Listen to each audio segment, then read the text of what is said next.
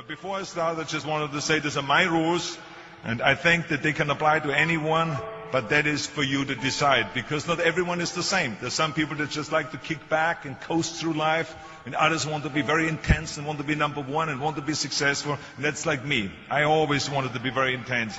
I always wanted to be number one. I took it very seriously in my career. So this was the same when I started with bodybuilding. I didn't want to just be a bodybuilding champion. I wanted to be the best bodybuilder of all times. The same was in the movies. I didn't want to just be a movie star. I wanted to be a great movie star that's the highest paid movie star and have above the title billing. And so this intensity always paid off for me. This commitment always paid off for me. So here are some of the rules.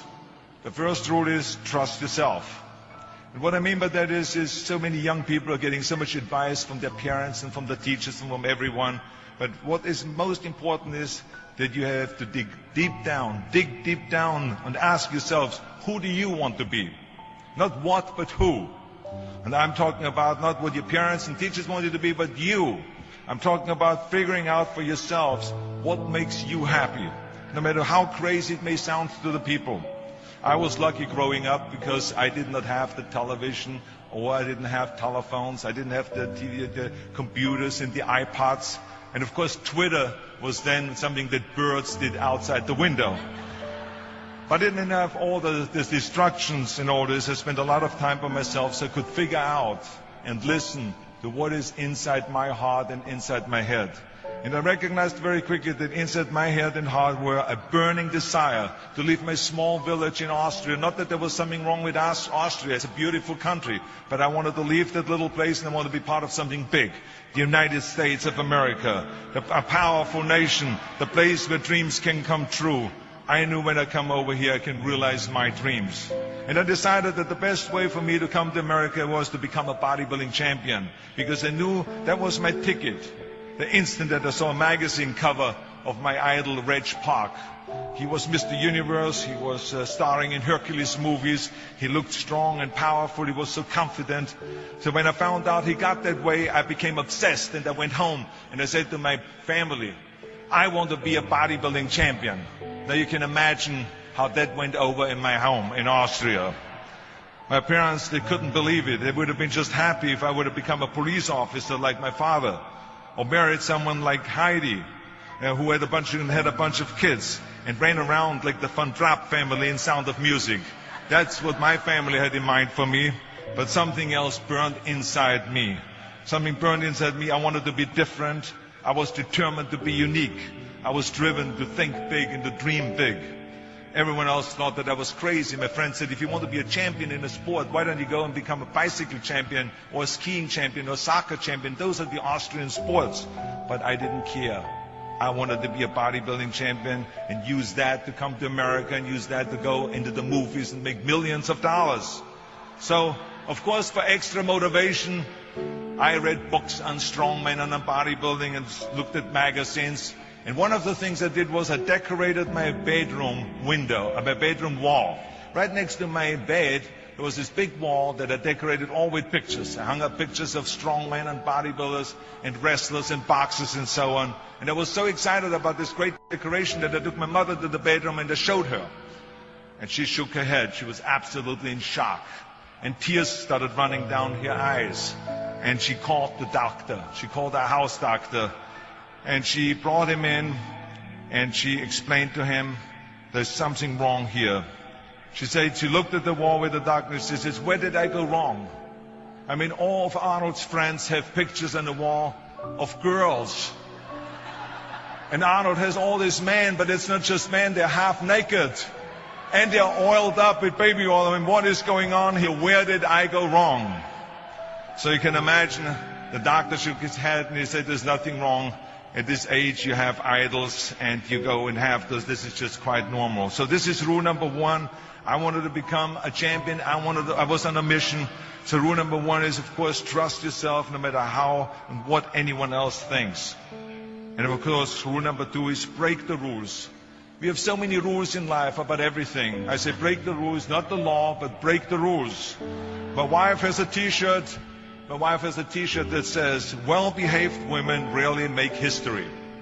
Well, you know, I don't want to burst her bubble, but the same is true with men. It is impossible to be a maverick or a true original if you're too well behaved and don't want to break the rules. You have to think outside the box. That's what I believe. After all, what is the point of being on this earth if all you want to do is be liked by everyone and avoid trouble? The only way that I ever got any place was by breaking some of the rules. After all, I remember that after I was finished with my bodybuilding career, I wanted to get into acting and I wanted to be a star in films.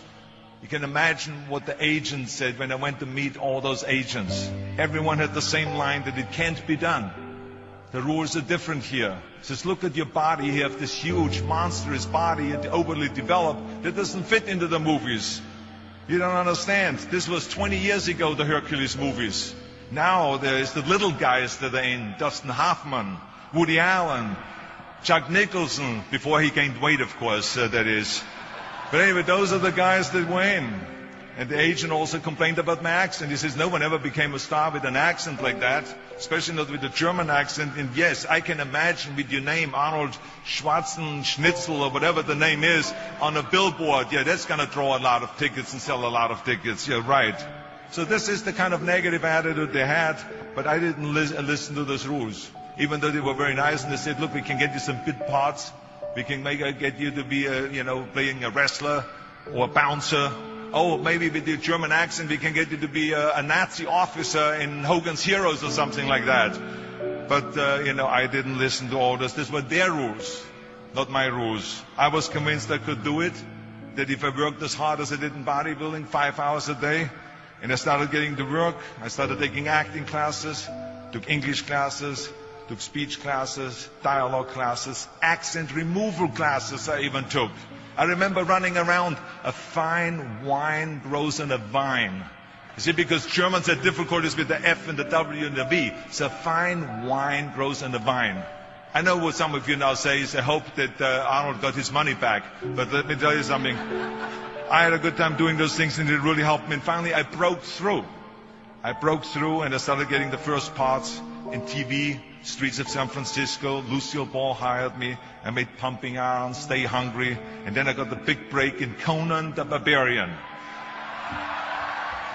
And there the director said, if we wouldn't have Schwarzenegger, we would have to build one. Now think about that. And then when I did Terminator, I'll be back. Became one of the most famous lines in a movie history, all because of my crazy accent. Now think about it. The things that the agent said will be totally a detriment and will be impossible for me to get a job. All of a sudden became an asset for me. All of those things, my accent, my body and everything. So it just shows you never listen that you can't do something. And you have to work your way up. Of course, run for something else first. I mean, it was the same when I ran for governor. The same lines that you have to work your way up, it can't be done. And then, of course, I ran for governor, and the rest, of course, is history. They said you have to start with a small job as mayor, and then as assemblyman, and then as lieutenant governor, and then as governor. And they said, that's the way it works in a political career. I said, I'm not interested in a political career. I want to be a public servant. I want to fix California's problems and bring people together and bring the parties together. So, like I said, I decided to run. I didn't pay attention to the rules, and I made it, and the rest is history. Which, of course, brings me to rule number 3. Don't be afraid to fail. Anything I've ever attempted, I was always willing to fail. In the movie business, I remember that you pick scripts. Many times you think this is a winning script, but then, of course, you find out later on when you do the movie that it didn't work, and the movie goes in the toilet. Now, we have seen my movies, Red Sonja, Hercules in New York, Last Action Heroes. Those movies went in the toilet. But that's okay, because then at the same time I made movies like Terminator and Conan and True Lies and Predator and Twins that went through the roof. So you can't always win, but don't be afraid of making decisions. You can't be paralyzed by fear of failure, or you will never push yourself. You keep pushing because you believe in yourself and in your vision. And you know that it's the right thing to do, and success will come. So don't be afraid to fail. Which brings me to rule number 4, which is don't listen to the naysayers. I mean, how many times have you heard that you can't do this and you can't do that and it has never been done before? Just imagine if Bill Gates had quit when people said it can't be done. I hear this all the time. As a matter of fact, I love it when someone says that no one has ever done this before, because then when I do it, that means that I'm the first one that has done it. So pay no attention to the people that say it can't be done.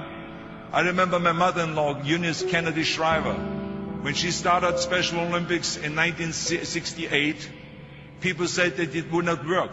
The experts, the doctors that specialized in mental disabilities and mental retardation said it can't be done. You can't bring people out of the institution. You can't make them participate in sports, in jumping, in swimming, and in running. They will hurt themselves. They will hurt each other. They will drown in the pool. Well, let me tell you something. Now, 40 years later, Special Olympics is one of the greatest organizations in 164 countries dedicated to people with mental disabilities and with intellectual challenge. And she did not take no for an answer. And the same is when you look at Barack Obama. I mean, imagine if he would have listened. If he would have listened to the naysayers, he would have never run for president. People said it couldn't be done, that he couldn't get elected, that he couldn't beat Hillary Clinton, that he would never win the general election. But he followed his own heart. He didn't listen to the "you can't," and he changed the course of American history. So over and over you see that if I would have listened to the naysayers, I would still be in the Austrian Alps yodeling. I would never have come to America. I would have never met my wonderful wife, Maria Shriver. I would have never had the wonderful 4 kids. I would have never done Terminator, and I wouldn't be standing here in front of you today as governor of the greatest state of the greatest country in the world. So I never listened that you can't. I always listened to myself and said, yes, you can. And that brings me to rule number 5, which is the most important rule of all. Work your butt off. You never want to fail because you didn't work hard enough. I never wanted to lose a competition or lose an election because I didn't work hard enough. I always believed leaving no stone unturned. Muhammad Ali, one of my great heroes, had a great line in the 70s when he was asked, how many sit-ups do you do? He said, I don't count my sit-ups. I only start counting when it starts hurting. When I feel pain, that's when I start counting, because that's when it really counts. That's what makes you a champion. And that's the way it is with everything. No pain, no gain. So many of those lessons that I apply in life, I've learned from sports, let me tell you, and especially that one.